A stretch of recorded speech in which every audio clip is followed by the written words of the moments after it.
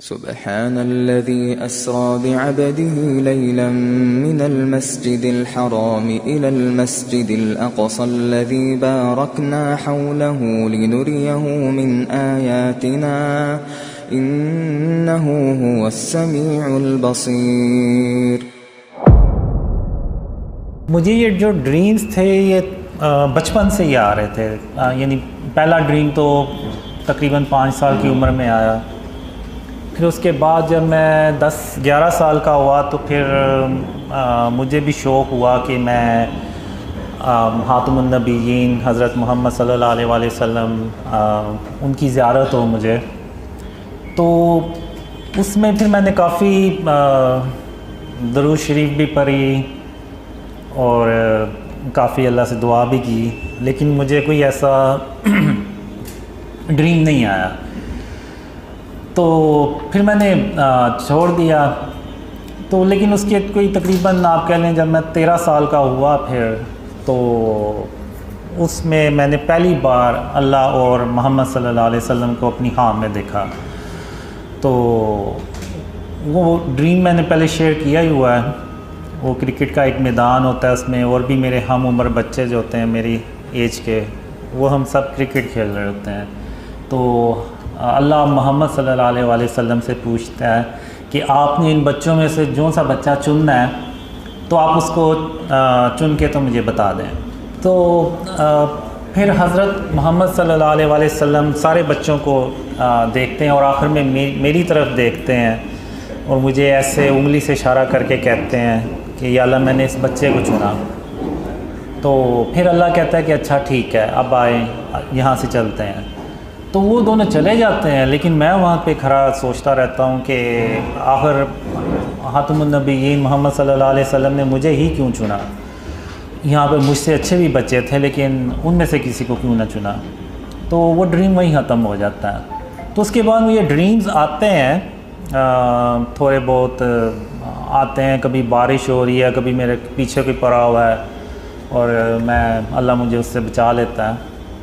तो वो मुझे बाद में पता चलता है कि वो एक्चुअली में दज्जाल था। तो फिर जब मैं 17 साल का होता हूँ तो ये जो ड्रीम्स का जो सिलसिला है ना, ये कंटिन्यू होता है। यानी ये चलता है। तो उस वक़्त से ये चला हुआ और ये आज तक मुझे जो ड्रीम्स है ना वो आते हैं। यानी मैं अगर मैं सोया हुआ ना, कोई 15-20 मिनट के लिए भी मैं सोता हूँ तो मुझे कोई ना कोई ड्रीम आ ही जाता है छोटा मोटा। तो ये जो सिलसिला है ना वो आज तक ऐसे ही चल रहा है। और इसमें ख़ातमुन नबिय्यीन हज़रत मोहम्मद सल्लल्लाहु अलैहि वसल्लम और अल्लाह इन्हीं ड्रीम में से कुछ ड्रीम्स होते हैं उनमें फिर वो आते हैं, और कुछ ड्रीम्स होते हैं जो उनमें नहीं आते लेकिन वो यानी आगे चल के फिर सच्चे होते हैं। तो मैं यही समझता रहा कि जो अल्लाह के जो वादे हैं, एक ड्रीम था जिसमें अल्लाह ने पहली बार मुझसे बात की, उसी में अल्लाह ने उन वादों का ज़िक्र किया था। वो ड्रीम मुझे आया था 94 में। तो उसमें अल्लाह कहता है कि कासिम, जो वादे मैंने तेरे साथ किए हैं मैं उनको पूरा कर दूंगा, और अगर मैं अपने वादे ना पूरे कर सका तो मैं तमाम जहानों का बादशाह नहीं हूँ। तो ये जो अल्लाह के वर्ड थे वो आज भी मुझे हूबहू वैसे ही याद है। तो अब मैं यहाँ पे ये समझता रहा कि अल्लाह के वादे बस ये हैं कि मुझे एक लड़की भी थी जो ड्रीम्स में आती थी। तो मुझे बस यही रहा था कि अल्लाह के वादे ये हैं कि मेरी उससे शादी हो जाएगी और हैप्पी एंडिंग हो जाएगी बस। तो मेरा कभी दूसरी तरफ ध्यान ही नहीं गया कि जो ड्रीम्स अल्लाह ने मुझे क़यामत से रिलेटेड दिखाए हैं, जिसमें आप कह लें major science of क़यामा, Yajuj Majuj, दज्जाल, ईसा अलैहिस्सलाम और फिर क़यामत के दिन के ड्रीम्स। तो मेरा उस तरफ कभी ध्यान नहीं गया। और ये मुझे ड्रीम्स आए थे 2003 से 2005 के बीच में। इस तरह के बहुत ज़्यादा ड्रीम्स आए जो दज्जाल, ईसा अलैहिस्सलाम, याजूज माजूज और साइन ऑफ क़यामा, ये जो ग़ज़वा हिंद और जो क़यामत के दिन के बारे में ड्रीम्स थे। तो मेरा कभी ध्यान ही नहीं गया कि अल्लाह के वादे ये भी हो सकते हैं। तो 2013 में जब वो लड़की मुझे छोड़ गई और मुझे भी यकीन हो गया कि वो मुझे नहीं मिलने वाली, तो फिर मैं यानी मेरी ड्रीम की तरह की सिचुएशन, मैं अपना सर पकड़ के बैठ गया और मैंने कहा कि मेरा तो सारा मैंने अपनी ज़िंदगी ज़ाया कर दी है, तो अब जो वक़्त गुज़र गया वो वापस तो नहीं आएगा। जनवरी 2014 में अल्लाह ने मुझे एक ख्वाब में बताया कि कासिम, मैंने उस लड़की के ज़रिए तेरी 20 साल आजमाइश की। मैं देखना चाहता था कि तू अल्लाह की रहमत से मायूस होने वालों में से तो नहीं है। तो मैं ड्रीम में इवन मैंने अल्लाह से एक तरह से गिला भी किया कि आखिर तूने एक लड़की के ज़रिए मुझे क्यों आजमाया। तो अल्लाह ने कहा, कासिम, मैंने तेरे इतने साल आजमाइश करनी ही थी, चाहे उसका तरीका कुछ भी होता। तो तुम अब घर जाओ और घर जाके तो आराम करो और मैं फिर तुम्हें बताऊंगा कि तुमने आगे क्या करना है।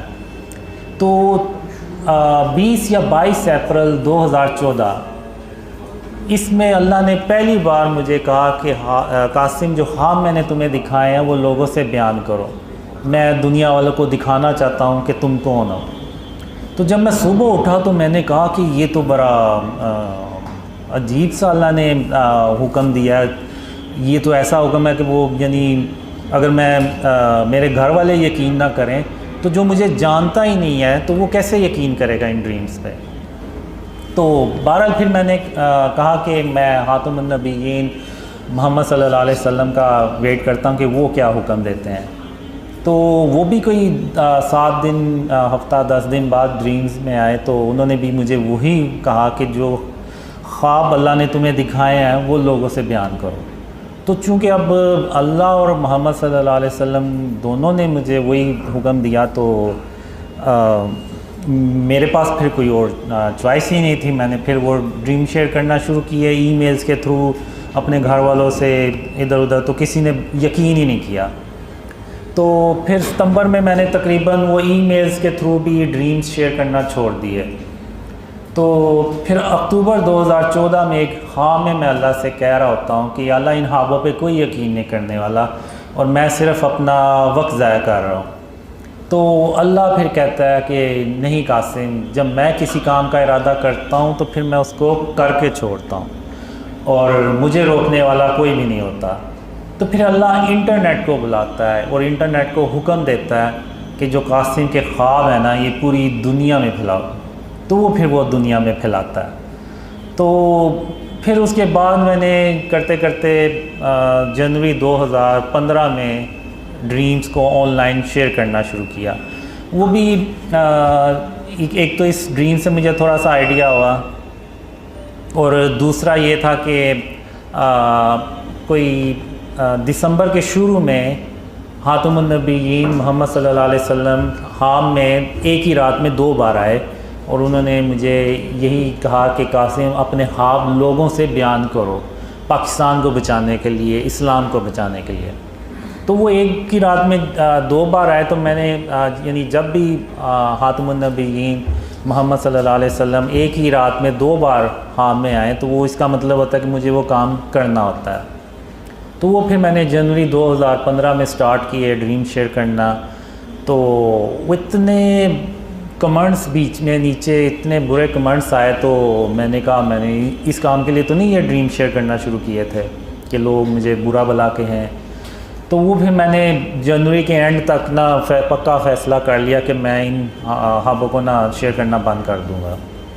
तो फिर 8 फरवरी 2015 उसमें ड्रीम में खातमुन नबीयीन मोहम्मद सल्लल्लाहु अलैहि वसल्लम आए और उनकी आवाज़ जो थी ना वो बहुत ही अफसरदा थी कि ऐसे जैसे अगर मैंने ये काम छोड़ दिया तो वो उनके लिए यानी बहुत बड़ा मसला हो जाएगा। तो उन्होंने फिर मुझे कहा कि कासिम, अल्लाह की रहमत से मायूस नहीं हुआ करते और तुम इस काम को मत छोड़ो और इसको करते रहो और अल्लाह तुम्हारी मदद कर रहा है और तुम अपनी मंजिल के बहुत करीब हो। तो मैं जब सुबह उठा तो मैंने कहा कि रसूल अल्लाह सल्लल्लाहु अलैहि वसल्लम के लिए जान भी हाजिर है, तो ये तो सिर्फ बुरे कमेंट्स हैं। तो फिर मैंने कंटिन्यू किया उसको काम को, लेकिन फिर भी दिल में था मेरे कि लोग क्या कहेंगे, यानी इस तरह से क्योंकि वो कमेंट्स बहुत ही बुरे होते थे, यानी अभी भी बुरे ही करते हैं कमेंट्स। तो फिर मार्च 2015 में अल्लाह ने एक खाम में कहा, यानी उसमें एक अल्लाह मुझे कहते हैं कि कासिम इन अंधेरों में कब तक पड़े रहोगे, बाहर निकलो और उस जगह को तलाश करो जो मेरी रहमतों और बरकतों से भरी पड़ी है। तो मैं बड़ा खुश होता हूँ कि अल्लाह मुझे इन अंधेरों से बाहर निकालने आया है। तो जब मैं बाहर जाता हूँ अपने घर से तो वहाँ पे मैं देखता हूँ 8-10 कोई भूखे शेर भरे साइज़ के वो घूम रहे होते हैं। तो मैं डर के अंदर भागता हूँ, मैं कहता हूँ कि ये तो मुझे वैसे ही कच्चा खा जाएंगे। तो मैंने फिर अंदर आके अल्लाह से भी कहा। तो इसी दौरान वो फिर 3 कुत्ते होते हैं वो जो खिड़की से अटैक करने लगते हैं, लेकिन वो फेंस लगी होती है तो वो वहीं से टकरा के तो पीछे हो जाते हैं। तो फिर मैं कहता हूँ अल्लाह से कि या अल्लाह तेरे सामने इन्होंने मेरे ऊपर हमला किया और तू मुझे ये कह रहा है कि वो शेर मुझे कुछ नहीं कहेंगे। तो फिर अल्लाह खैर उनको मार देता है और फिर अल्लाह मुझे कहता है कि कासिम या तो वो काम करो जिसका मैंने तुम्हें हुक्म दिया है, या फिर इन अंधेरों में हमेशा हमेशा के लिए पड़े रहो और तुम मेरा यकीन करो मैं तुम्हारी हिफाजत करूँगा और तुम्हें तुम्हारी मंजिल तक बाहिफाजत पहुँचाऊँगा। तो ये कह के अल्लाह वहाँ से चला जाता है। अब मैं उधर दीवार पे नीचे बैठ के तो सर टांगों में दबा के तो सोचता रहता हूँ कि और कहता हूँ कि मैं इधर भी अगर रहूँगा तो मौत मुझे यहाँ भी आ जानी है, लेकिन जैसा कि अल्लाह मुझे कहता है कि वो मेरी हिफाजत करेगा तो मुझे अल्लाह पे भरोसा करना चाहिए और बाहर निकलना चाहिए। तो फिर मैं वो बाहर निकलता हूँ, तो वो करते करते अल्लाह मुझे बचाते रहता है और मैं उस जगह पहुँच जाता हूँ। तो फिर अल्लाह मुझे कहता है कि कासिम क्या मैंने तुम्हें नहीं कहा था कि मैं तुम्हें तुम्हारी मंजिल तक बाहिफाजत पहुँचाऊँगा। तो फिर मैं अल्लाह से कहता हूँ कि हाँ या अल्लाह तूने अपनी बातें सच कर दिखाई। तो यहाँ पे फिर मैं कहता हूँ अल्लाह से कि अब मैं कल अपने जितने भी मेरे काम हुए मैं वो सारे कर लूँगा। तो फिर यहाँ पे अल्लाह सीरियस हो के ना मुझे कहता है अच्छा कासिम तो फिर मैं भी उसके बाद क़यामत कायम कर दूँगा। तो इस तरह के भी ड्रीम्स जो है ना काफ़ी मुझे आए जिसमें क़यामत का आखिरी दिन होता है और मैंने अपने काम करने होते हैं, लेकिन मैं हर ड्रीम में किसी ना किसी वजह से अपने काम कंप्लीट नहीं कर पाता। लेकिन अल्लाह अपनी रहमत से क़यामत कायम नहीं करता और एक और दिन देता है जिसमें वो फिर मैं उससे अगले दिन जो होता है ना वो अपने सारे काम कंप्लीट करता हूँ। तो फिर जब अल्लाह ने मुझे ख्वाबों का हुक्म दिया शेयर करने का, तो फिर मैंने सोचा कि कहीं अल्लाह के वादे वो तो नहीं है जो मुझे एंड ऑफ टाइम से रिलेटेड आए थे, जिसमें हम ईसा अलैहिस्सलाम से जाके मिलते हैं और फिर वो क़यामत के दिन के ख्वाब। तो मैंने कहा हो सकता है अल्लाह के वादे जो है ना वो हों। लेकिन फिर भी जब मैंने ड्रीम शेयर करना शुरू किए तो मैंने कहा बस 2-4 लोग यकीन कर लेंगे, इससे ज़्यादा नहीं करेंगे। तो लेकिन फिर अब आज मैं देखता हूँ दुनिया भर से लोग ड्रीम्स पे अल्लाह की रहमत से उसकी मदद से बिलीव कर रहे हैं, ना सिर्फ बिलीव कर रहे हैं बल्कि एफ़र्ट्स भी कर रहे हैं, उनको आगे ड्रीम्स को फैला भी रहे हैं। तो मेरे लिए तो ये मौजज़ा है अल्लाह का, आप माने या ना माने, क्योंकि आज के दौर में जब हर कोई अपने काम में बिज़ी है, किसी के पास यानी इतना टाइम ही नहीं है कि इन चीज़ों की तरफ ध्यान दे। और ऐसे यानी जितने भी हैं सारे नाम हम आपस में कभी जानते थे एक दूसरे को, ना मुझे ये कभी जानते हैं ना कभी मिले, लेकिन फिर भी ये जो है ये ड्रीम्स फैला रहे हैं, वीडियोस बना रहे हैं और इस तरह से लोगों को यानी अक्सर के तो अपने यानी उनके अपने जो फ्रेंड थे उन्होंने भी उनसे फ्रेंडशिप तोड़ दी और उनके घर वालों में भी मसला हुआ, लेकिन फिर भी अल्लाह की मदद से और अल्लाह की रहमत से वो काम को कंटिन्यू कर रहे हैं। तो ये जो चीज़ है ये सिर्फ अल्लाह की मदद और उसकी रहमत से मुमकिन है, उसकी मदद के बगैर ये काम हो ही नहीं सकता, और वो भी स्पेशली आज के दौर में। तो मेरे लिए तो ये मौजज़ा ही है अल्लाह का, क्योंकि इसमें मुझे ड्रीम्स भी आए थे कि 2011 से 2013 में मैं कुछ ऐसे लोगों यानी जा रहा होता हूँ, कुछ रास्ते में मुझे ऐसे लोग मिलते हैं कि जिनको मेरे नाम का भी पता होता है, और उनमें से कुछ को इतना पता होता है कि अल्लाह ने मुझे किसी जगह जाने का हुक्म दिया है, और वो उनमें से ये भी कहते हैं कि हमें पता था आप यहाँ से एक दिन गुज़रेंगे।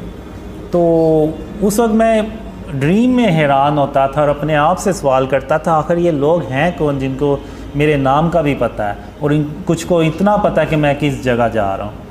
तो ये सवालों के जवाब मेरे ख्याल से जब मैंने ड्रीम शेयर करना शुरू किए तो फिर मुझे ये जवाब मिले कि मैंने कहा शायद वो लोग आप ही हैं जिनको मैंने अपने ड्रीम्स में देखा और जिन्होंने मुझे पहचाना।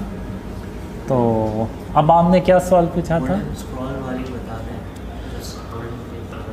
जी, अब जब मैंने ड्रीम शेयर करना शुरू किए तो उसमें फिर जो अल्लाह और ख़ातमुन नबीय्यीन मोहम्मद सल्लल्लाहु अलैहि वसल्लम थोड़ा यानी नॉर्मल रूटीन से थोड़ा ज़्यादा आना शुरू हुए, जिनमें अल्लाह थोड़ा सा ज़्यादा आना शुरू हुआ। तो शुरू में जब मैंने ड्रीम शेयर करना शुरू किए तो फिर ख़ातमुन नबीय्यीन मोहम्मद सल्लल्लाहु अलैहि वसल्लम ने भी मुझे ड्रीम्स में कहा कि कासिम मेरा ये पैगाम लोगों को, मेरी उम्मत को दे दो कि जो तुम्हारी मदद करेगा वो ऐसे ही जैसे उसने मेरी मदद की। और फिर उसके बाद कुछ ड्रीम्स में ऐसे भी आया कि अल्लाह जो है ना वो गोल्डन पेपर्स में उन लोगों के नाम लिख रहा है जो यानी शुरू में इन ड्रीम्स को फैलाते हैं। और मुझे ये भी ड्रीम्स में आया कि इस उम्मत के जो बेहतरीन लोग होंगे वो इन ड्रीम्स पे पहले यकीन करेंगे और फिर ये ड्रीम्स फैलेंगे, फिर थोड़े से और ऊपर के लोग बिलीव करेंगे, फिर इवन फिर मीडिया से रिलेटेड लोग बिलीव करेंगे, फिर कुछ पॉलिटिशियंस इस तरह से, और फिर करते करते ये ड्रीम्स जो है ना वो इतने फैलेंगे कि जो आर्मी चीफ़ ऑफ पाकिस्तान है उनको भी इन ड्रीम्स का पता चलेगा और वो इन ड्रीम्स को सुनेंगे।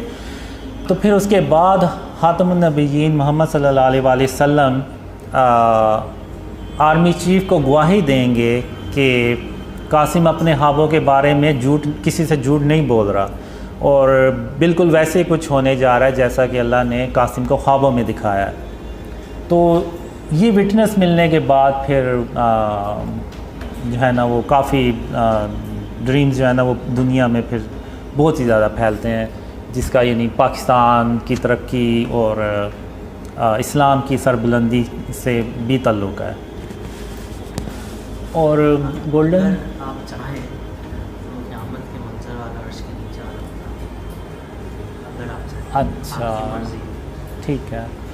अब जो क़यामत का जो दिन होता है ना, जब अल्लाह क़यामत कायम करता है, इससे पहले मैंने एक ड्रीम में अल्लाह से पूछता हूँ कि अल्लाह आखिर ये कैसे होगा कि तू क़यामत के दिन हम सब को आवाज़ देगा और हम सब तेरी तरफ दौड़ते चले जाएंगे। तो अल्लाह ने मुझे एक मिसाल दी। अल्लाह कहता है कासिम जैसे कि एक बिल्ली है और उसके छोटे छोटे दूध पीते बच्चे हैं, वो अपने बच्चों को दूध पिला के तो अपना रिस्क तलाश करने के लिए बाहर चली जाती है, और फिर वो कई घंटों के बाद जब वापस आती है और उस वक्त उस दौरान उसके बच्चे जाग जाते हैं और वो अपने आप को अकेला देख के, अपनी माँ को पास ना देख के तो खौफ महसूस करते हैं कि हमारी माँ कहाँ है। तो फिर जब बिल्ली आती है और वो दूर से अपने बच्चों को आवाज़ देती है तो उसके जो बच्चे हैं वो दौड़ते चले जाते हैं अपनी अम्मी के माँ के पास, और ये नहीं देखते कि इनको कोई रास्ते में कोई ख़तरा भी हो सकता है, कोई नुकसान भी हो सकता है। नहीं, वो बस ये देखते हैं कि हमारी जो माँ है उसने हमें बुलाया। तो बिल्कुल इसी तरह मैं क़यामत के दिन जब तुम सबको आवाज़ दूंगा तो तुम सब इसी तरह मेरी तरफ दौड़ते चले आओगे और मेरे सामने हाज़िर हो जाओगे।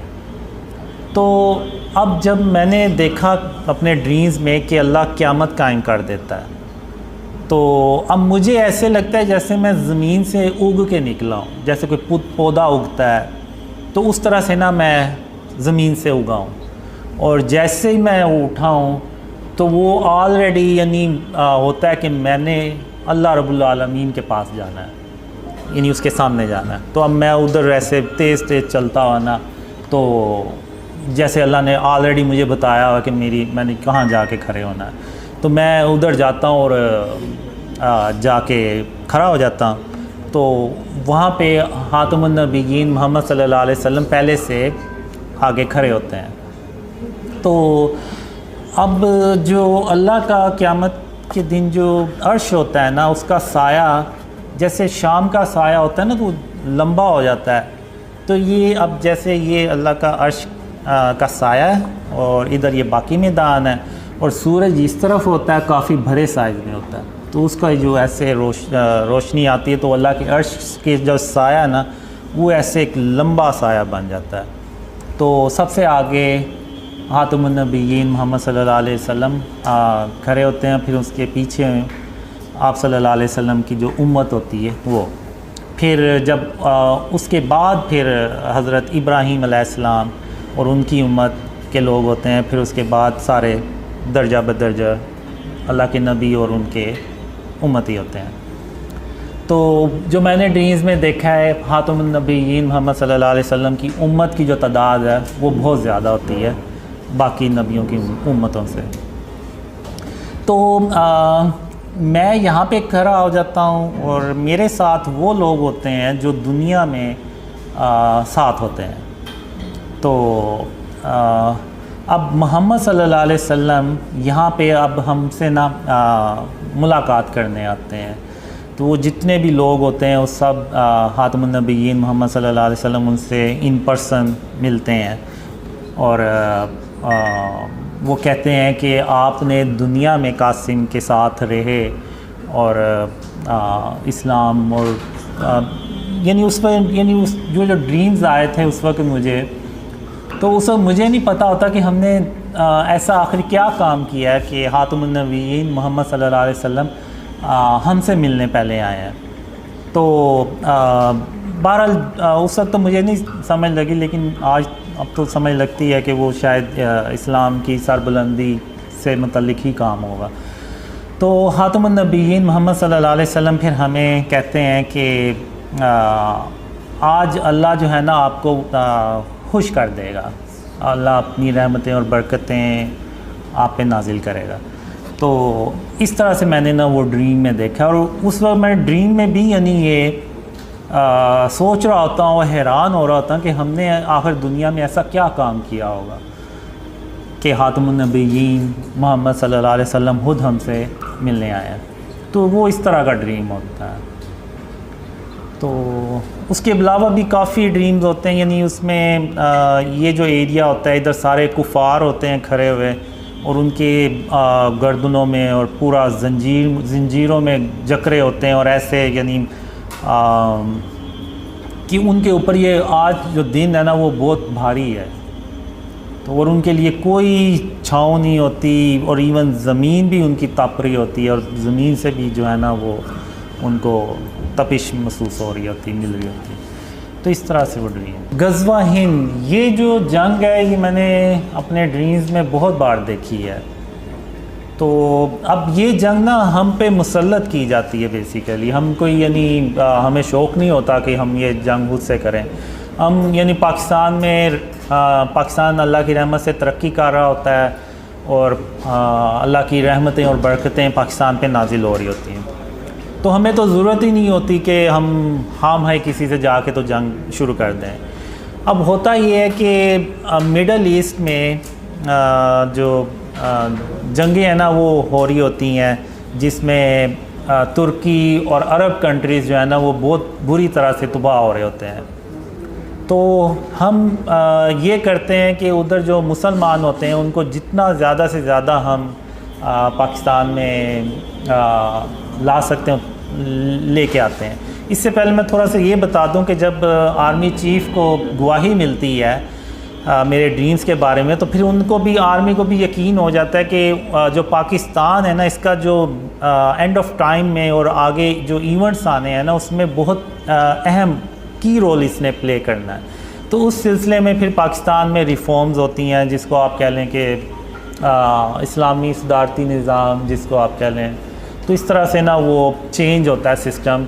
और जो दूसरा सवाल आपने पूछा है तो वो पाकिस्तान जो अल्लाह ने मुझे ड्रीम्स में दिखाया है कि जब तक हम शिर्क और उसकी इक़साम से पाकिस्तान को पाक नहीं करेंगे तो अल्लाह की मदद भी नहीं आएगी। अभी होता यह है कि हम जो भी प्लान्स बनाते हैं तो उसमें अल्लाह की मदद हमारे साथ नहीं होती, क्योंकि शिर्क जो है ना वो पाकिस्तान में जगह जगह भरा पड़ा है। अब शिर्क सिर्फ ये नहीं है कि अल्लाह के साथ किसी को शरीक ठहराना, ये जो स्टैचूज़ हैं, बुत हैं, आर्ट और कल्चर के नाम पे जो डेकोरेशंस बनाए हुए हैं और जो तस्वीर हमने बड़ी बड़ी बिल बोर्ड्स पे लगा के रखी हुई हैं, ये जो फ़िज़िकल चीज़ें हैं ये आपको जगह जगह नज़र आएंगी। ये भी फॉर्म ऑफ शिर्क है। अब मक्का जो काबा है उसमें 360 जो थे वो बुत ही पड़े हुए थे। तो अब वो बुत वो वाले हों या जो आज के दौर में बुत बनाते हैं आर्ट और कल्चर के नाम पे वो हों, वो सब सेम ही है। उनकी जो प्रेजेंस है या उनकी जो वजूद है वो वही है, सिर्फ शक्लें डिफरेंट हैं और तो कोई मसला नहीं, और तो कोई डिफरेंस नहीं है। तो अगर आप देखें तो आज के दौर में आप एक टाउन से 360 से ज़्यादा इस तरह के स्टैचूज़ निकाल लेंगे।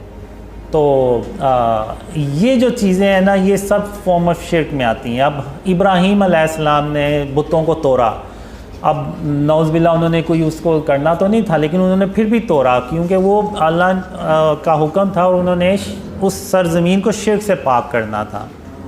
तो वो तभी होता है जब वो बुत तोड़े जाए, बुत ख़त्म किए जाएं और तस्वीरें ख़त्म की जाएं।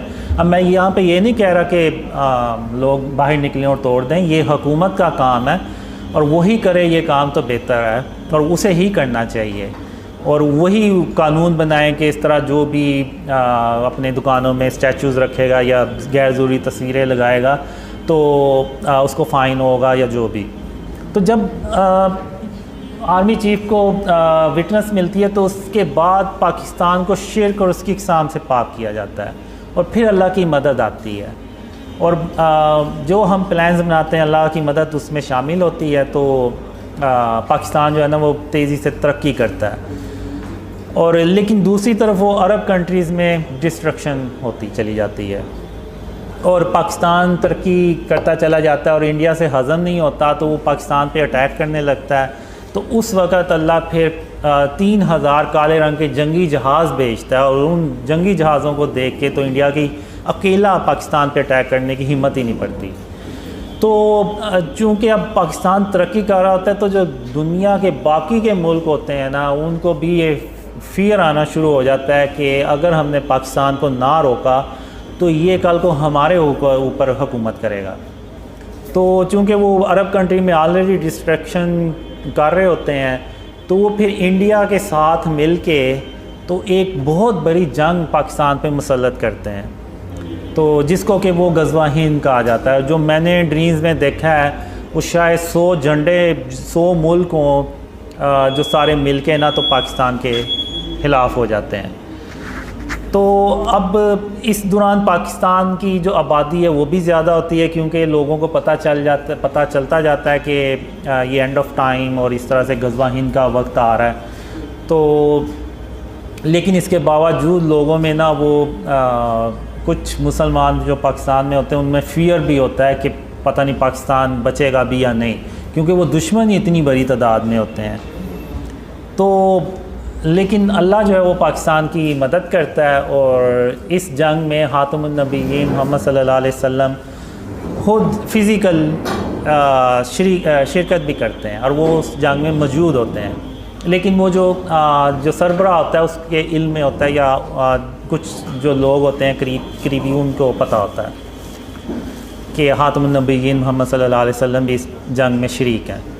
तो अब जो मैंने ड्रीम्स में देखा है कि पाकिस्तान का 10% से ज़्यादा जो है ना वो नुकसान नहीं होना चाहिए इस जंग में। और फिर जब जंग शुरू होती है तो अल्लाह मदद करता है और पाकिस्तान जो है ना वो हिंदुस्तान को ना डिफ़ीट कर देता है। और जो मैंने ड्रीम्स में देखा है वो इतनी ज़्यादा तबाही होती है कि उसमें तकरीबन 80 करोड़ लोग जो है ना वो मारे जाते हैं, जिसमें बहुत ज़्यादा तादाद हिंदुस्तान उनकी होती है। तो उसके बाद मैं देखता हूँ तो जो औरतें, बच्चे और बुज़ुर्ग जो है ना वो बहुत बड़ी करोड़ों की तादाद में बच जाते हैं। और हम उस जंग में भी ख़ातमुन नबिय्यीन मोहम्मद सल्लल्लाहु अलैहि वसल्लम के जो बनाए हुए असूल हैं जो जंगों में, वही हम उसको भी अपनाते हैं और किसी यानी बच्चों को और बुज़ुर्गों को, औरतों को नहीं मारते। तो वो बच जाते हैं। तो वो फिर पाकिस्तान को पैगाम देते हैं कि या तो आप हमें भी मार दें या फिर आप हमें अपनी पनाह में ले लें। तो सब फिर हुकूमत ऐलान करती है कि आप दो मर्दों को 2-2, 3-3, 4-4 शादियाँ करें और उन औरतों को पनाह दें। तो उसके बाद फिर मिडल ईस्ट में पाकिस्तान जाता है काले रंग के जंगी जहाज़ लेके, और वहाँ पे रशिया और अमेरिका को शिकस्त देता है और पाकिस्तान अकेला जो है ना वो सुपर पावर बन जाता है। तो उसमें जो मैंने ड्रीम्स में देखा है कि जो हम यूरोप में जाने लगते हैं तो वो पहले ही हाथ खड़े कर देते हैं और वो जंग नहीं करते। वो कहते हैं आए आप और हम पे हुकूमत कर लें, इस तरह का कोई सीन होता है। और फिर पाकिस्तान जो है वो पूरी दुनिया में जब ख़ातमुन नबिय्यीन मोहम्मद सल्लल्लाहु अलैहि वसल्लम का सच्चा इस्लाम फैलाता है तो पूरी दुनिया अमन से भर जाती है। लेकिन इसका जो स्टार्ट है ना वो पाकिस्तान से होगा। तो इस तरह से मैंने ये देखा है कि दुनिया कैसे अमन से भरती है। फिर उसके चंद साल बाद दज्जाल जो है वो बाहर आ जाता है। फिर दज्जाल से एक बहुत बड़ी जंग होती है जिसमें तकरीबन 2 से 2.5 अरब लोग मारे जाते हैं, उनमें ज़्यादातर तादाद मुसलमानों की होती है। तो फिर उसके बाद दज्जाल के बाद फिर ईसा अलैहिस्सलाम आते हैं। फिर जो मैंने ड्रीम्स में देखा है कि अल्लाह मुझे ना जब दज्जाल आता है ना तो कुछ लोग होते हैं उनको अल्लाह कहता है कि इनको ले पहाड़ में ले जाके ना तो छुपा दो। अब वो एक पहाड़ होता है, उसके अंदर वो सारा तराशा होता है, अंदर पूरी एक बिल्डिंग सी बनी होती है, सब कुछ सारी सहूलतें होती हैं, अंदर रहने के लिए सारा फूड का इंतज़ाम होता है और वो वहाँ पे रहते हैं। और मैं उनसे कहता हूँ कि जब तक मैं ना हूँ आप लोगों ने इधर ही रहना है। तो फिर जब मैं दोबारा जाता हूँ तो वो ट्रेन पे उनको बिठाता हूँ और फिर वो ट्रेन पे हम जब जा रहे होते हैं तो याजूज माजूज रास्ते में हमारी ट्रेन पे अटैक करते हैं। तो अल्लाह जो है वो हमें बचा लेता है याजूज माजूज से भी। और फिर हम ईसा अलैहिस्सलाम के पास पहुँचते हैं और फिर ईसा अलैहिस्सलाम के साथ रहना शुरू हो जाते हैं। और फिर उसके बाद एक कोई बीमारी आती है जिसमें वो 2 से 3 हफ्ते में सारे मुसलमान जो है ना वो अल्लाह को प्यारे हो जाते हैं। तो उसके बाद शैतान जो होता है वो भी इंसानों की शक्ल में आ जाता है और जो कुफार होते हैं यानी वो बदतरीन लोग होते हैं। अब जब ईसा अलैहिस्सलाम आते हैं तो एक तरफ उम्मत के बेहतरीन लोग होते हैं और दूसरी तरफ आप कह लें कि इंसानी तारीख़ के बदतरीन लोग होते हैं। तो मुसलमानों के बाद वो शैतान जो है वो उनमें इंसानों की शक्ल में आ जाता है और वो उनको बहकाता है और फिर उन्हीं लोगों पे अल्लाह जो है ना वो बदतरीन जो लोग होते हैं ना उन पे क़यामत कायम करता है। तो इस तरह से मैंने ये ड्रीम्स में देखा है।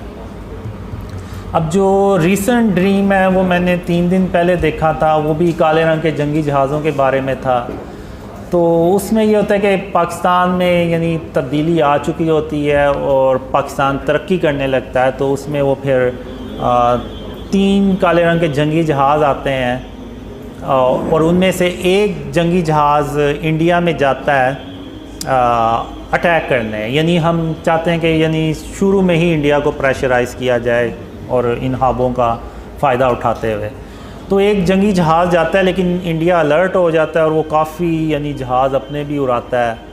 तो वो जंगी जहाज़ जो है वो ऐसे हवा में खड़ा भी हो जाता है, रुक भी जाता है और फिर वो वेट करता रहता है। चूँकि वो जहाज़ ज़्यादा होते हैं तो वो फिर वापस आ जाता है।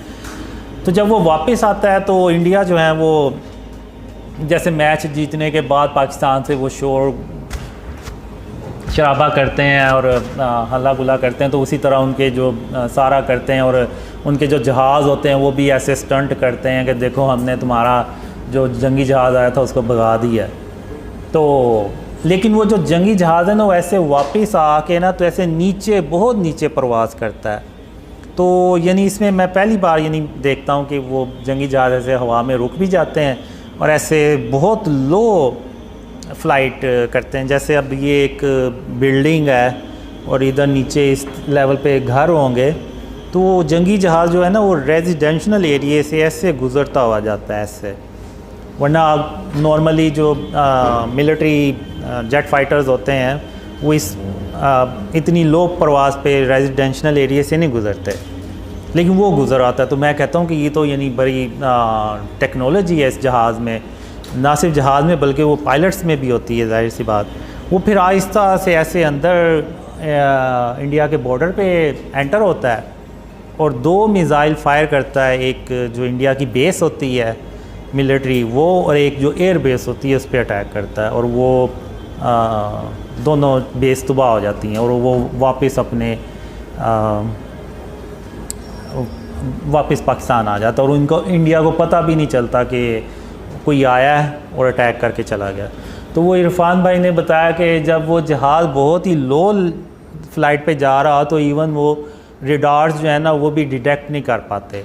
तो इवन जब वो हाइट पे भी होता है तो वो बेसिकली उनके रेडार डिटेक्ट नहीं कर पाते कि जहाज़ किस जगह पे, बस उन्हें एक सिग्नल्स आ रहे होते हैं कि हमारी टेरिटरी में कोई दुश्मन का कोई डिवाइस या कोई जहाज़ इस तरह से आया, लेकिन कहाँ पे है वो नहीं पता चलता उनको।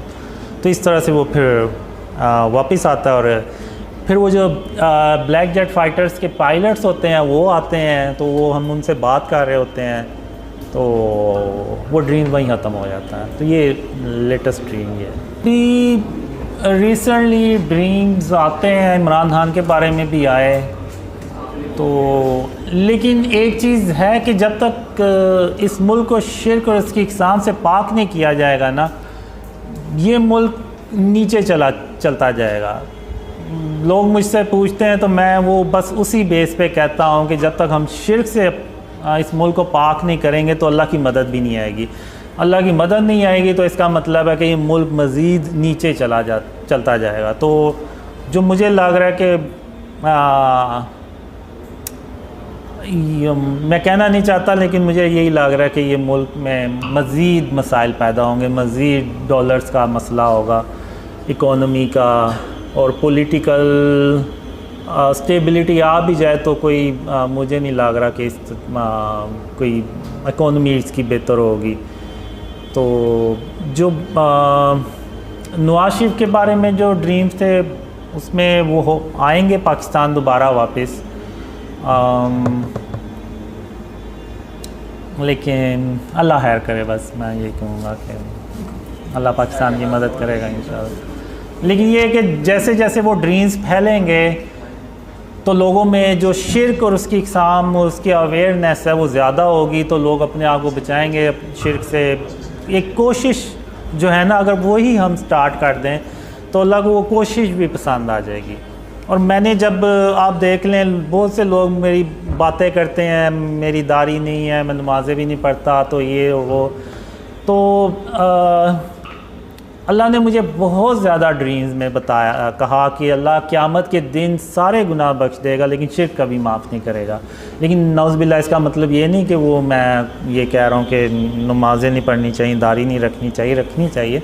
लेकिन अल्लाह ने मुझे ये भी कहा है ड्रीम में कि जो नमाज के बारे में सवाल है ना, वो सिर्फ़ अल्लाह रब्बुल आलमीन किसी से कर सकता है, क्योंकि नमाज एक इंसान सिर्फ़ अल्लाह के लिए पढ़ता है। ये नहीं है कि किसी और के लिए पढ़ रहा है। तो वो जाहिर सी बात है, जिसके लिए हम नमाज़ पढ़ते हैं वही अल्लाह जो है ना वो सवाल करने का हक़ भी रखता है। तो मुझे अल्लाह ने ड्रीम में यही कहा कि अल्लाह जो है ना वो ये अल्लाह ये पूछ सकता है किसी से कि वो नमाज़ पढ़ता है या नहीं। और अगर कोई तुम्हें ज़्यादा तंग करे, ज़्यादा कहे, तो उसको कहना कि जब अल्लाह मुझे तौफ़ीक देगा तो मैं नमाज़ें भी पढ़ना शुरू कर दूँगा। तो इस तरह से अल्लाह ने मुझे ड्रीम में कहा, और अल्लाह ने मुझे बहुत ज़्यादा ड्रीम में ये कहा कि कासिम मैं तेरी सिर्फ इसलिए मदद कर रहा हूँ कि तूने अपने आप को शिर्क और उसकी इक़साम से बचाना शुरू कर दिया। यानी मैंने भी बचाना शुरू कर दिया, मैं मुकम्मल तौर पे मेरा भी नहीं है, अभी भी कोई ना कोई घर में मेरे कोई तस्वीर इस तरह से कोई पड़ी होगी, क्योंकि हम जो भी चीज़ खरीदते हैं उसमें अक्सर तो वो तस्वीरें होती हैं, तो बहुत ही मुश्किल है। शुरू में तो मैंने यही समझा शायद जब अल्लाह ने कहा तो कि सिखाया कि शिर्क की क्या इक़साम है, मैंने समझा कि शायद इतना मुश्किल नहीं होगा, लेकिन जब अल्लाह ने सिखाना शुरू किया शिर्क के बारे में तो मैंने कहा ये भी शिर्क है, वो भी शिर्क है, और फिर मैंने कहा कि ये तो हर तरफ शिर्क ही शिर्क है, तो हम तो सब शिर्क में ही रह रहे हैं। तो मैंने बहुत कोशिश करने के बाद क्या कहते हैं कि घर से सारा कुछ ख़त्म किया, लेकिन अभी भी जो भी हर रोज़ कोई ना कोई चीज़ आ भी जाती है, तो मैंने वो स्प्रे पेंट भी रखा हुआ है कि कोई चीज़ अगर ज़्यादा देर के लिए रहनी है तो उस पर वो, और उसके ऊपर तस्वीर है तो उसके ऊपर फिर मैं स्प्रे पेंट कर देता हूँ। तो वो जो कोशिश है ना वो अल्लाह को पसंद आ गई। तो मुकम्मल तौर पे अभी तक मैं भी नहीं कर सका, लेकिन अगर हम पूरे पाकिस्तानी, अब आप देखें कि मैं 2015 में मैं अकेला था, मुझे कोई भी नहीं था जानता। इवन जो मुझे पुराने ड्रीम्स आते थे ना उसमें होता था कि लोग मुझे जान रहे हैं, पहचानते हैं, तो मैं बड़ा हैरान भी होता था। मैंने कहा लोग मुझे कैसे पहचानेंगे, कैसे जानेंगे, मैं तो घर से बाहर ही नहीं निकलता, ना मैं कोई सोशल पर्सन हूँ, ना मैं कोई सेलिब्रिटी या इस तरह से कोई डॉक्टर इंजीनियरों के लोग मुझे पहले से जान रहे हों और इस तरह से। तो ये मेरे लिए एक बहुत बड़ा सवाल होता था कि लोग मुझे जानेंगे कैसे। और 2015 तक तो मैं, आप कह लें कि मैं ज़ीरो था, यानी मैं अकेला ही था, यानी दोस्त यार भी कोई होंगे तो कभी शायद मुलाकात हो जाती थी उनसे। तो फिर जब अल्लाह ने ड्रीम शेयर करने का कहा तो ये बेसिकली अल्लाह की मदद थी, और अल्लाह उस वजह से मदद कर रहा था कि मैंने अपने आप को शिर्क और उसकी इक़साम से बचाना शुरू कर दिया। तो अल्लाह ने अब मदद की, तो अब आप देखें कि पूरी दुनिया से लोग जो हैं ना वो ड्रीम्स पे बिलीव कर रहे हैं और उनको फैला भी रहे हैं। तो अगर अकेला एक बंदा अगर शिर्क और उसकी इक़साम से अपने आप को बचाए तो अल्लाह उसकी इतनी मदद करे कि वो दुनिया के लोग उसको उसकी मदद करना शुरू हो जाएं। तो अगर हम 22 करोड़ आबादी जो लोग हैं वो अगर हम सारे शिर्क और उसकी इक़साम से बचाना शुरू कर दें अपने आप को, तो फिर आप सोचें कि जो अल्लाह की मदद आएगी तो ये कौम सालों में भी नहीं, शायद महीनों में ये ऊपर जाना शुरू हो जाए। तो मैं तो यही पैगाम दूंगा कि मेरी फ़िज़िकल अपीयरेंस पे ना जाएं, आप उस पैगाम पे जाएं कि अल्लाह ने मुझे कहा था एक ख्वाब में कि कासिम ये दुनिया इतनी शिर्क से भरी हुई कभी नहीं थी जितनी ये आज शिर्क से भरी हुई है। तो जब अल्लाह ने मुझे सिखाया, बताया कि शिर्क क्या है, तो वो हर जगह शिर्क ही शिर्क है। इवन हम जो मूवीज़ देखते हैं, ड्रामा देखते हैं, तो वो अल्लाह कहता है कि अल्लाह तमाम जहानों का परवरदिगार है, तमाम जहानों का रब है। तो वो जो फ़िल्म है वो भी एक जहान है, बेशक वो एक फ़ेक स्टोरी क्रिएट की गई है, लेकिन उसका भी परवरदिगार सिर्फ अल्लाह रब्बुल आलमीन ही हो सकता है। तो अब अगर हम इंडियन मूवीज़ देखें तो उसमें तो वो शुरुआत ही वो अपने बातिल हुदा से की तस्वीर से करते हैं, और अंदर भी वो दिखाते हैं कि जी वो बातिल हुदा ने उसकी मदद की हीरो की तो वो कामयाब हो गया, और वही स्टोरी फिर आगे हम शेयर करते हैं अपने दोस्तों से, यारों से। तो हम अगर दिल से नहीं माने लेकिन हम उस चीज़ को आगे बता तो रहे हैं ना, यानी हम किसी हद तक तो यकीन कर रहे हैं कि वो जो फ़िल्म थी उसकी स्टोरी सच्ची थी, नौज़बिल्ला, यानी वो वाकई उसके बातिल हुदा ने उसकी मदद की और वो कामयाब हो गया। तो यानी वो उसकी बातिल हुदा की प्रेजेंस को हाँ इंडोर्स कर रहे हैं, तो ही तो वो आगे शेयर कर रहे हैं, वरना तो वो आगे शेयर ही ना करें। तो यानी ये शिर्क जो है ना वो इतना ज़्यादा हम मुसलमानों में पेनिट्रेट कर चुका है। अब वो ब्रदर सलाद थे अमेरिका से, वो गए हुए थे उम्रा करने, तो मैंने उनसे कहा कि आप देखें कि इस तरह की चीज़ें कि मस्जिदुल हराम में और मस्जिद नबवी में भी तो नहीं है। तो फिर उन्होंने वो देखा कि एक बंदा था, उसने शर्ट पहनी हुई थी, पीछे उसके पूरी शेर की तस्वीर बनी हुई थी, तो वो नमाज़ पढ़ने के लिए मस्जिद नबवी में बैठा हुआ है।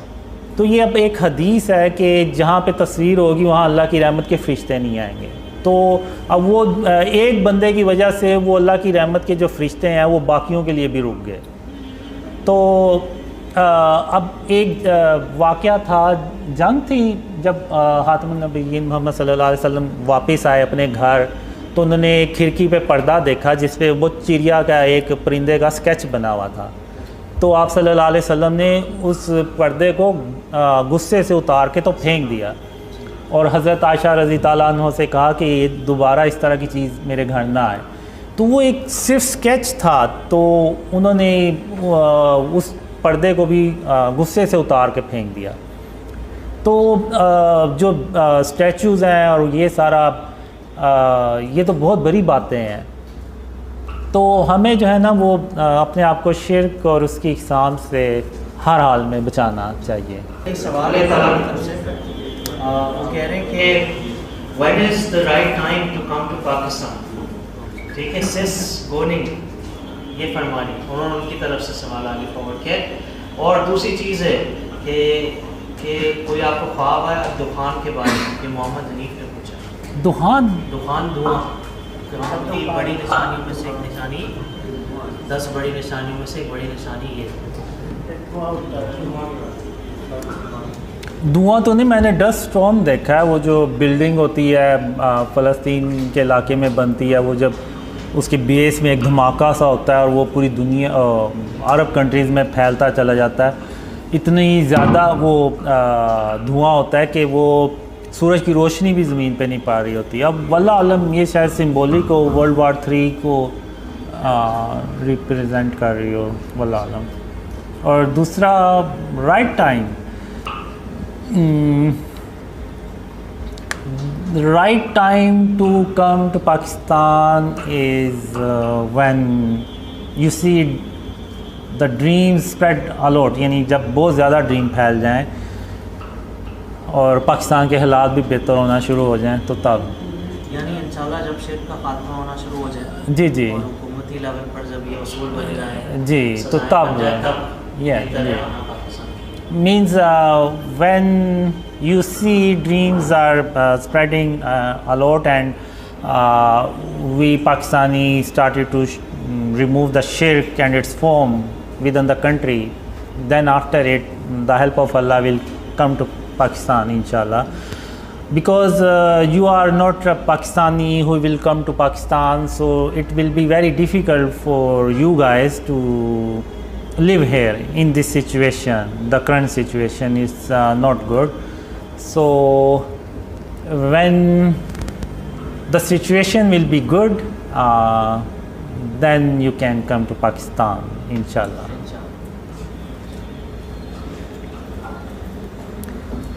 For the Zoom meeting, we were talking about shirk and its form, and I shared my story, how dreams started to come and how Allah helped us, and we talk about Ghazwa Hind, and we talk about current situation, and I shared our latest dream about black jet fighters, which is Brother Talha already translated. So inshallah I will try to share that dream inshallah. ठीक है ज़ीशान, पहला सवाल आप पूछ लें। कासिम भाई अभी ना। अस्सलाम वालेकुम कासिम भाई। वालेकुम सलाम। कासिम भाई, मेरा ये सवाल है आपसे, जैसा कि आपने कहा कि आपने ड्रीम देखा था जिसमें आर्मी चीफ को आप सल्लल्लाहु अलैहि वसल्लम ख्वाब में आते हैं और फिर उसके बाद वो आपसे मुलाकात होती है और आप अपने ड्रीम्स का बताते हैं। मेरा सवाल ये है यहाँ पे कि क्या आपके फादर में कोई स्ट्रेटजी बताई गई है शिर्क के अलावा भी कि किस तरह कैसे, मतलब कौन कौन से स्टेप पहले लिए जाएंगे, कौन कौन से स्टेप बाद में लिए जाएंगे, पाकिस्तान में रिफॉर्म्स करने के हवाले से। बहुत शुक्रिया। अस्सलाम वालेकुम। वालेकुम सलाम। जो आर्मी चीफ को जब विटनेस मिल जाती है तो फिर आर्मी जो होती है ना वो ये यकीन कर लेती है कि पाकिस्तान को आने वाले इवेंट्स में एक बहुत बड़ी रिस्पॉन्सिबिलिटी प्ले करनी है, और उसके लिए जाहिर सी बात है जब तक पाकिस्तान की इकोनॉमी स्टेबल नहीं होगी, मुल्क तरक्की नहीं करेगा तो ये चीज़ें भी नहीं होंगी। इवन एक ड्रीम में मुझे ये भी आया था कि पाकिस्तान आर्मी को अपनी जो तादाद है वो डबल कर लेनी चाहिए ताकि वो आने वाले इवेंट्स को इजीली हैंडल कर सके। तो इसके बारे में शिर्क के अलावा जो मुझे बहुत ज़्यादा ड्रीम्स में आया है कि क्या करना चाहिए। पहले तो यानी जो ड्रीम्स में आया कि वो ये है कि जो निचला तबका है, जो गरीब तबका है, उसको हमने खुशहाल बनाना है। जब नीचे वाली लेवल पे खुशहाली आएगी तो उसका जो असर है ना वो ऊपर तक जाएगा। तो इसमें फिर जो हमारी करंट रोड्स हैं और इसका जो सेवरेज सिस्टम है, इस तरह से ये भी ड्रीम्स में आया कि ये भी कैसे हमें करना चाहिए। और जो मैंने पुराने ड्रीम्स में देखा है उसमें ये है कि हम एक ऐसा सिस्टम लेके आते हैं इकोनॉमी का कि जो इवन यूरोप के, अमेरिका के जो कंट्रीज़ हैं ना वो भी सरप्राइज होते हैं कि ये कैसा सिस्टम लेके आए। इवन हेल्थ का सिस्टम जो मैंने ड्रीम्स में देखा है कि वो हम एक टावर्स लगाते हैं, जैसे अभी आप देखें ना तो टावर्स लगे हुए हैं मोबाइल नेटवर्क के, तो वो जो टावर्स होते हैं ना वो लोगों को स्कैन करते हैं कि इनमें कोई बीमारी तो नहीं डेवलप हो रही, कि उनको पता ना चल रहा हो। अक्सर तो नहीं पता चलता जब तक कि वो सिम्टम्स ना आए, तो वो पहले से ही सिम्टम्स आने से पहले ही वो डिटेक्ट करके तो उसको यानी शुरू में उस बीमारी को पकड़ने की उन टावर्स में ना वो होता है कि वो अलर्ट कर देते हैं। और इसके अलावा फिर हम जो रोड्स के इर्द गिर्द ऐसे मशीन्स होती हैं जिसमें से वो आप कह लें कि कोई जैसे मिस्ट से नहीं निकलती उस तरह से वो निकलती है कि जो इर्द गिर्द के वायरस है ना, बैक्टीरिया, उनको मार सके। क्योंकि वो जितने भी वो हमने उस वक्त जो ड्रीम में होता है कि वो ज़्यादातर जो वायरस और बैक्टीरिया ट्रैवल करते हैं वो रोड्स और इस तरह से जो ट्रैवलिंग करते हैं लोग उनके थ्रू फैलती, तो उसके लिए वो चीज़ होती है। तो इस तरह से ड्रीम्स में आया। और फिर इतना मैंने देखा है कि पाकिस्तान में इतनी खुशहाली आती है कि कोई यानी आपको गरीब नहीं मिलता कि कोई जिसको कोई ज़रूरत हो खाने की या इस तरह से। तो इतनी यानी अल्लाह की रहमतें और बरकतें देखी हैं। लेकिन ये होता तभी है जब हम शिर्क और उसकी इकसाम से अपने आप को बचाना शुरू करते हैं। क्योंकि एक सूरह सबा में अल्लाह ने एक कौम का ज़िक्र किया हुआ है जो हर तरह से खुशहाल थी और उसमें कोई बुराई नहीं थी, सारे यानी नेकूकार लोग थे, उनमें कोई भी बुराई नहीं थी। तो अल्लाह ने उनको 2 बाग दिए हुए थे जो कसरत से फल लगते थे उनमें, और उसको बेच के तो वो अपनी इकोनॉमी चलाते थे और जो भी उनमें खुशहाली थी वो उन बागात की वजह से थी। लेकिन आहिस्ता आहिस्ता उन लोगों ने ये कहना शुरू कर दिया कि ये जो बाग है ना ये हम मेहनत करते हैं तो ये फल लेके आते हैं। तो अल्लाह ने उन फलों को ना मुर्दा कर दिया। और फिर अल्लाह ने उस कौम से सवाल किया कि अब भी तो तुम उतनी ही मेहनत करते हो जितनी पहले करते थे, तो अब ये ऐसे फल क्यों नहीं लगते जिनको तुम बेच सकते हो या तुम खा सकते हो। तो यानी बात करने का मतलब ये है कि जब तक हम यानी उन्होंने भी एक तरह से ना अल्लाह से तवक्कल हटा के तो अपने बाजुओं अपनी मेहनत पे ले आए कि यानी ये भी एक फॉर्म ऑफ शिर्क किया कि अल्लाह के अलावा किसी और पे तवक्कल कर लेना। तो जब तक हम शिर्क और उसकी इकसाम से अपने आप को नहीं ना बचाएंगे तो आप भूल जाएं कि अल्लाह मदद करेगा। तो यही मैं कहूँगा। I think when dreams spread a lot means a lot of people believes on the dreams, like all are gathering here. Then I think if someone want to come, then we can also is able to help them. So without local support, it will be very difficult for you guys to settle in Pakistan. But now the situation is about the dream spreading is by the mercy of Allah is a lot. So there is people who believes on the dreams in Pakistan, but still I will say wait a little more. So more people believes on the dreams, the more will be easy for you who want to come early. It will be more easy for them to settle in Pakistan because they will have more support.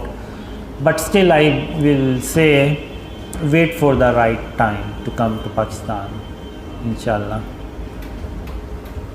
I think Qasim bhai answered this before also. So you should listen to Qasim bhai and obey, and he's telling you to come at a later point in time. So you should obey, you should look for the signs. When it's the appropriate time, you should come. Also, there is a hadith from Rasulullah sallallahu alaihi wasallam which means that if you're presented with two paths, you should choose the easier one. Do not put yourself in a test that you cannot withstand. So be careful what you wish for. Okay, moving on to the next question. Question number 6. शिर्क में बातें का शिर्क भी शामिल है। लोग कहते हैं तो हैं कि हम अल्लाह को अव्वल तरजीह देते हैं, मगर उनके अमल अव्वल तरजीह वाले नहीं होते, जैसे कि अल्लाह का हक है, ऐसा क्यों? फ्रॉम सनोगर। मतलब लोग बातों से भी शिर्क करते हैं, कहते तो कि हम अल्लाह ताला को पहले तरजीह देते हैं, लेकिन फिर जो करते हैं तो तरजीह नहीं होती, यानी अपने आप को ज़्यादा तरजीह देते हैं। मेरे ख्याल से ये चीज़ जैसे कि इरफान भाई ने भी कहा, ये चीज़ नाफरमानी में आएगी, शिर्क में नहीं आएगी, क्योंकि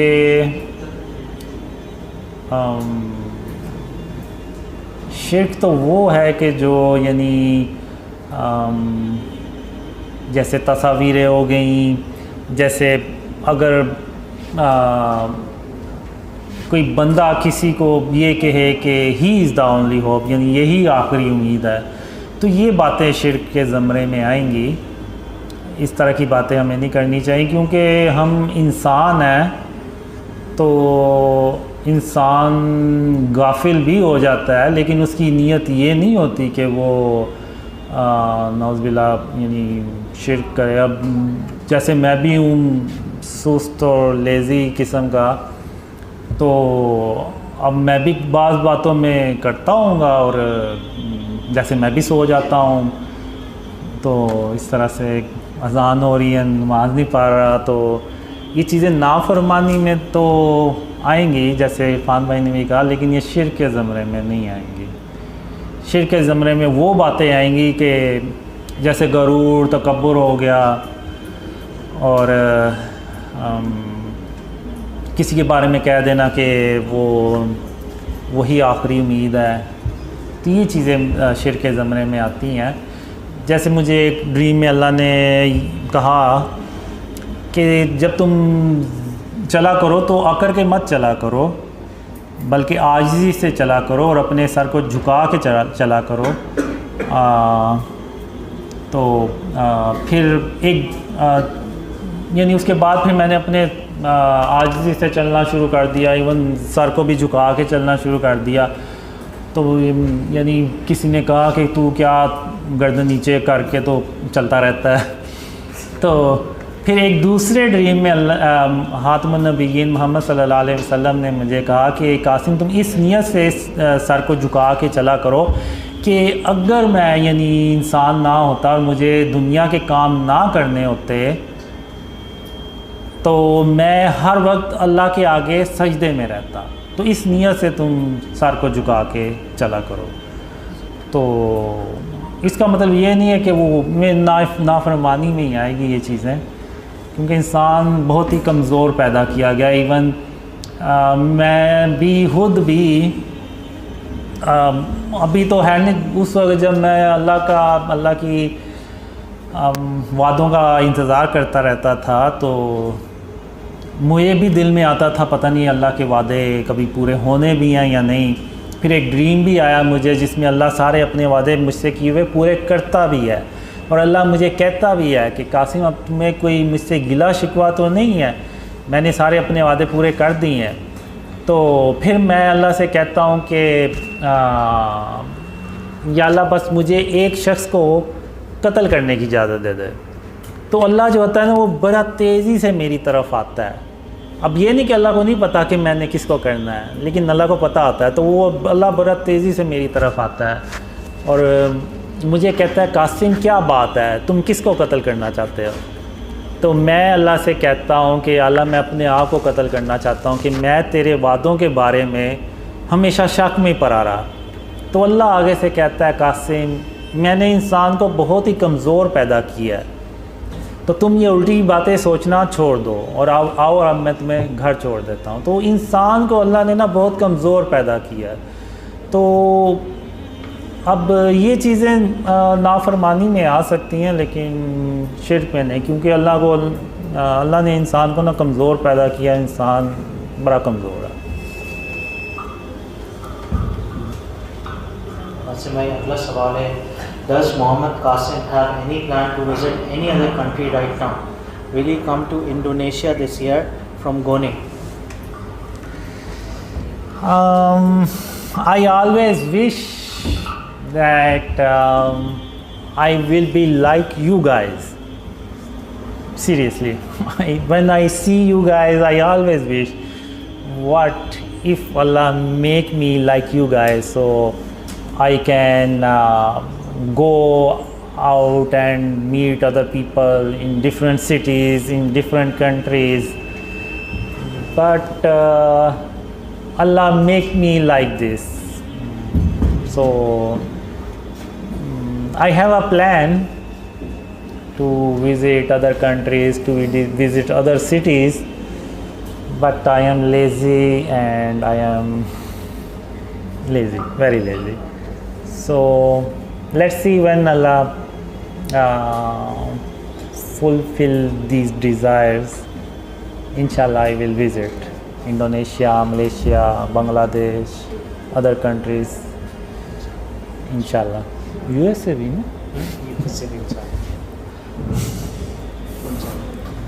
This is just the humility of Qasim bhai. Actually की वालदा भी बीमार थी, so because Qasim bhai's mother is ill and she needs attention, and Qasim bhai is the only one with her right now. So I think that is one of the reasons that Qasim bhai is not traveling, or maybe he's seen some dreams that he's not sharing with us. So maybe because of that reason. Question number 8. Have brother Qasim seen any dream about Tabut Sakina, Mohammed Shiraz? Tabut Sakina पर आपने कोई ख्वाब देखा है? क्या ताबूत सकीना? ताबूत Sakina English में पूछा किसी ने? उर्दू में भी यही कहते हैं। मोहम्मद शिराज।